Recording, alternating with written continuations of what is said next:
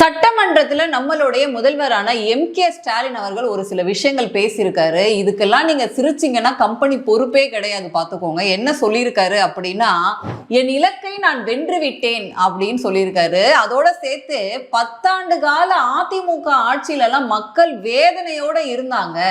அதுக்கப்புறமா கழக ஆட்சி, அதாவது திமுக ஆட்சி அமைஞ்ச இந்த 5 வருஷத்துல மக்கள் மிக மிக சந்தோஷமாக இருக்காங்க, மகிழ்ச்சியாக இருக்காங்க. தேனாரும் பாலாரும் தமிழ்நாட்டுல ஓடிக்கிட்டு இருக்கு. மக்கள் மகிழ்ச்சியா இருக்கிறது தான் என் மகிழ்ச்சிக்கே காரணம். அதனால நான் இலக்கை வென்று விட்டேன்.